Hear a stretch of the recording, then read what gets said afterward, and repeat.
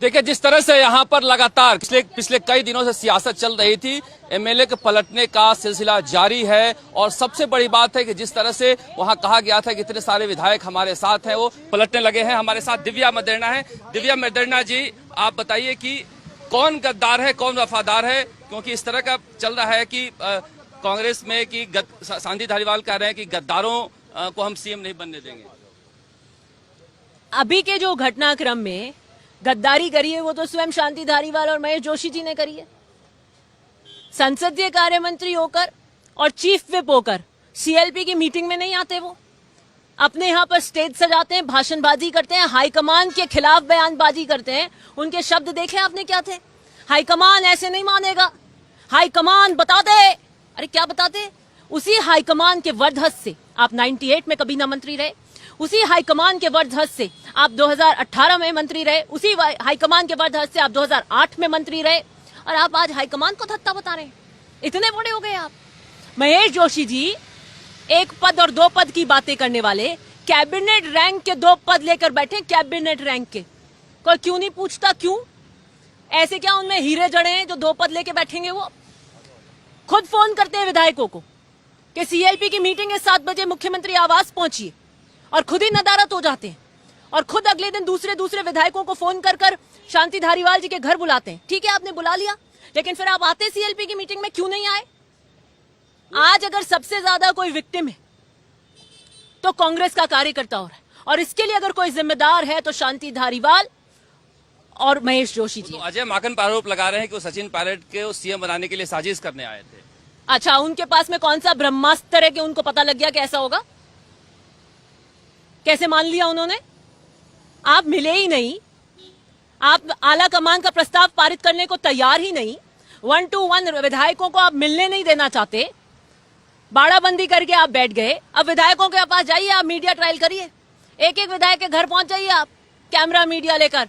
मैं बता दूं, अगर कोई भी विधायक ये कहे कि हम आला कमान के निर्णय के साथ नहीं, आप देखिए आज आ रहा है, सब निकल कर आ रहे हैं, क्योंकि आपने भ्रम का जाल, झूठ का जाल फैलाकर उनको बुलाया, वहां पर एक आवरण वहां पर बनाया, और आप हाईकमान को धत्ता बताना चाहते हैं क्योंकि आपके पॉलिटिकल इंटरेस्ट को उनको कुछ लगा होगा कि सूट नहीं होता, इसलिए ये घटनाक्रम उन्होंने किया। वो कह रहे हैं एक लाइन का प्रस्ताव क्या होता है? एक लाइन का प्रस्ताव हम नहीं मानेंगे। एक लाइन का प्रस्ताव वो होता है जो 1998 में पारित हुआ था, जब इनको सीएम बनाया गया।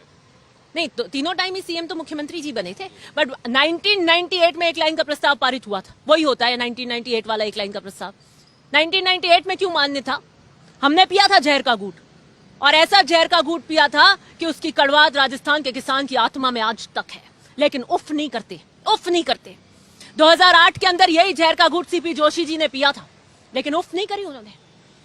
2018 में यही जहर का घूंट सचिन पायलट जी ने पिया, उफ नहीं करी। आज उसी 1 लाइन के रेजोल्यूशन से शांति धारीवाल जी को क्या तकलीफ है? वो तो मुख्यमंत्री की रेस में न कल थे न आज है, एक यूडीएच लेके बैठे। क्यों उनको 1 लाइन रेजोल्यूशन से आज तकलीफ है? अपनी जमीनी राजनीतिक जमीन को धुलमुल होते जब वो देख रहे हैं, तो इस तरीके से पार्टी विरोधी गतिविधियां कर रहे हैं। अजय माकन जी ने स्पष्ट कर दिया कि 1 लाइन का प्रस्ताव पारित कराने आए थे, और एक एक विधायक से उनकी राय लेकर सोनिया जी को देते, और सोनिया जी किसी का भी नाम अनाउंस करें हमें मान्य होना चाहिए। क्यों नहीं होना चाहिए? जो कह रहे हैं 102 में होना चाहिए, ये गद्दार हैं, ये हैं, वो हैं, क्यों फिर 98 के अंदर हम क्यों मानते हैं वो जो निर्णय हुआ? क्यों माना 2008 के अंदर सीपी जोशी जी ने?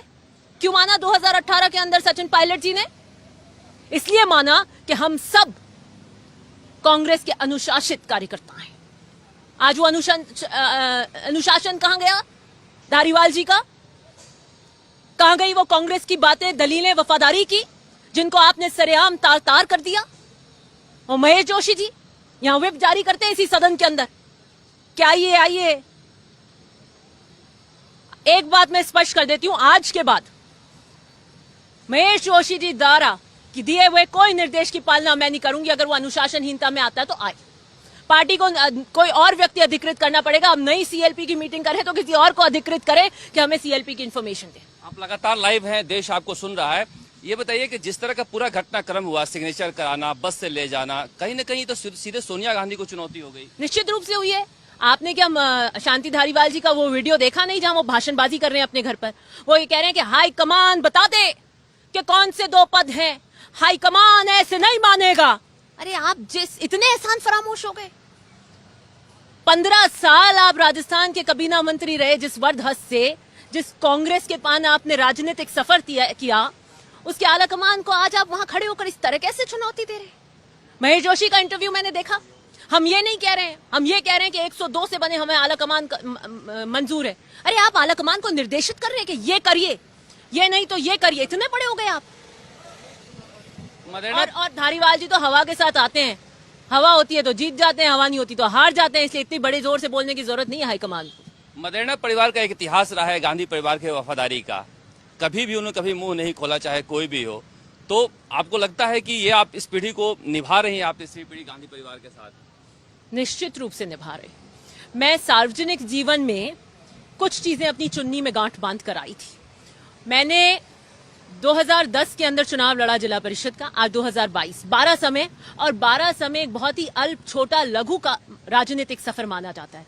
लेकिन मैंने इस 12 साल के राजनीतिक जीवन में जितने उतार चढ़ाव, जितने बद से बदसूरत रंग राजनीति के मैंने देखे, जहां मेरे फौलाद की सलाखों से 10 साल दोस्ताना रहा, उसने मुझे एक आशीर्वाद जरूर दिया, और वो दिया बेखौफ होकर चलने का, निडर होकर चलने का। और मैं राजस्थान की राजनीति में जब आई तो मैं गांठ बांध कर आई थी कि सिद्धांतों की राजनीति, सार्वजनिक जीवन में मूल्यों की राजनीति, किसान वर्ग के प्रति अपनी निष्ठा और कांग्रेस के प्रति अपनी कर्तव्य परायणता पर कभी प्रश्न चिन्ह नहीं लगने लूंगी। जीवन के अंदर पद मिलते हैं, नहीं मिलते, उससे कोई चीज नहीं है। किस तरह आपने लड़ाई लड़ी, किस तरह जीवन जिया, ये देखा जाएगा। परशुराम मदेरणा जी का वो फेमस वाक्य बता रहे थे कि हम गांठ बांध ऊपर, उन्हें, वो आर्य समाजी थे, कभी जिंदगी में किसी मंदिर में नहीं गए, मूर्ति उपासक नहीं थे, वो गीता में विश्वास रखते थे। और मैंने जब लास्ट के 4-1 साल वो बीमार हो गए, उनको छोड़ दीजिए, मैंने जीवन में एक दिन ऐसा नहीं देखा कि आंधी आए, तूफान आए, बीमार होए, नहाकर आते ही वो गीता पढ़ते थे। संस्कृत की गीता उन्हें कंठस्थ मुख ज़बानी याद थी, और वो रोज गीता का पाठ करते थे, कर्म में विश्वास रखते थे। और वो थे जो वक्तव्य देने के लिए नहीं दिया करते थे, वो फोटो ऑप्स के लिए नहीं थे, वो मीडिया की हेडलाइंस के लिए नहीं थे।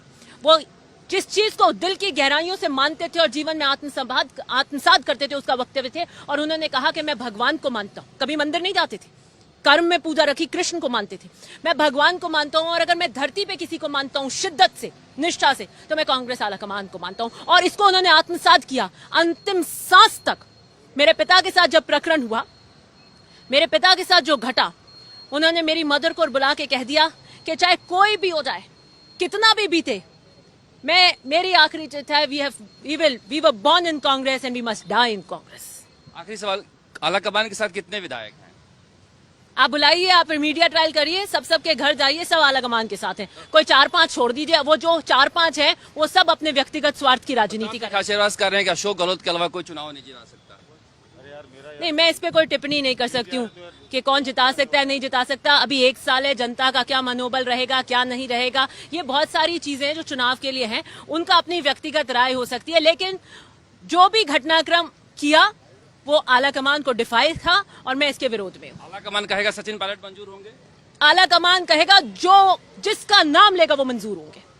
दिव्या मदेरणा है जो कह रही है कि जो आला कमान कहे वो हमें मंजूर है। और जिस तरह से ये पूरा घटनाक्रम किया गया है यहाँ पर जयपुर में, जो जिस तरह से विधायक दल की बैठक बुलाई गई, शांति धारीवाल की अनुशासनहीनता है। महेश जोशी आगे से कभी भी कोई बैठक बुलाएंगे तो हम नहीं जाएंगे। और यही वजह है कि यहाँ पर देखा जा रहा है कि लगातार विधायक जो है निकल के बाहर आ रहे हैं और कह रहे हैं कि हमारे आला कमान से कोई दुश्मनी नहीं है, हमें तो वहां बुला लिया गया था और इस तरह से बुलाया कि हमें समझ में नहीं आया, हम कांग्रेस आला कमान के साथ है। तो राजस्थान की जो परसों रात की राजनीति दिख रही थी वो पूरा 360 डिग्री घूम गई है। और ऐसे में इसीलिए माना जा रहा है कि कांग्रेस आला कमान ने अपना रुख जो है सख्त कर लिया है।